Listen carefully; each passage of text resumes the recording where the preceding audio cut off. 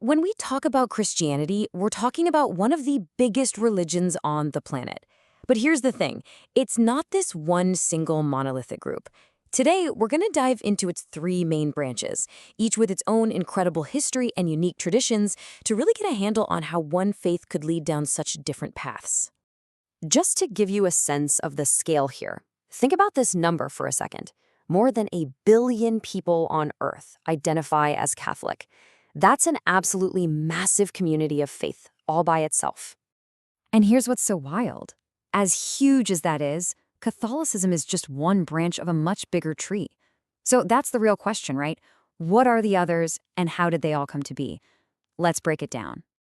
Okay, so here's our game plan. First, we'll dive into Catholicism, the oldest institutional branch. Then we'll explore the first major split that gave us Eastern Orthodoxy. After that, we'll look at the Reform movement that sparked Protestantism. And to wrap it all up, we're going to put them side by side to make the core differences crystal clear. All right, let's kick things off with Catholicism.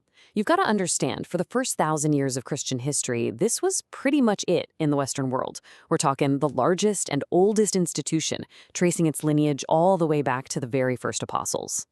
So what makes Catholicism, well, Catholic? Well, for starters, you've got the Pope. He's at the very top, seen as the successor to St. Peter, and this creates a really clear top-down structure. And when it comes to authority, it's not just the Bible. It's the Bible plus centuries of church tradition. That's a huge deal. And you see that play out in things like the 7 sacraments, sacred rituals like baptism and communion, and also in the way Mary and the saints are deeply honored. And man, its reach is just global.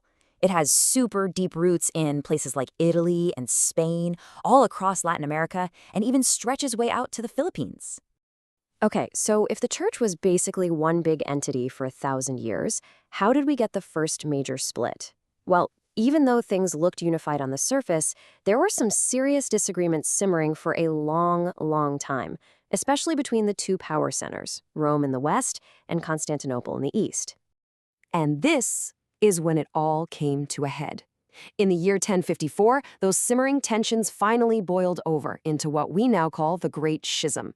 It was a formal split, a real divorce, mostly over big questions about theology and who was really in charge, specifically the authority of the Pope. And just like that, the Eastern Orthodox Church was born. So what's the deal with Orthodoxy? How is it different? Well, the biggest thing you'll notice right away is leadership. There's no single person, no pope at the top. Instead, you've got a federation of independent national churches, each led by its own patriarch. Their worship is also incredibly traditional and beautiful, with a huge focus on icons, those amazing religious images, and there's a real emphasis on mystery and spiritual experience. You'll find that Eastern Orthodoxy is really the heart of Christianity in a huge part of the world, especially across Eastern Europe and the Balkans. We're talking countries like Russia, Greece, and Serbia. That's where it's the main tradition. All right, fast forward about 500 years after that first big East-West split. Another massive change is about to rock the Western Church. But this time, it wasn't about geography. It was about a head-on challenge to the Church's authority and some of its core practices. And the flashpoint? It all goes down in 1517. A German monk, a guy named Martin Luther, goes public with his challenges to the church. And his actions, well, they just lit a match. It sparked what we now call the Protestant Reformation and created a whole new third major branch of Christianity. Okay, so what's at the heart of Protestantism? A couple of really big ideas. First, a total rejection of the Pope's authority. There's no central leader. Instead, the one and only final authority is the Bible itself. This idea is called sola scriptura, which is just Latin for scripture alone. This intense focus on the Bible often leads to simpler worship services with fewer rituals. And, it's a huge reason why there's so much diversity within Protestantism. You've got Lutherans, Baptists, Methodists, and hundreds, if not thousands of others. And this new movement spread like wildfire, It became a major religious force, especially in Northern Europe. Think Germany and Scandinavia, the UK, and of course, later on, the United States.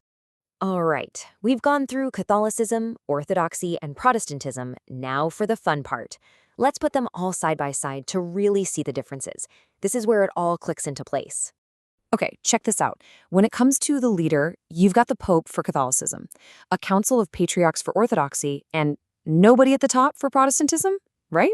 Huge difference. Now, authority.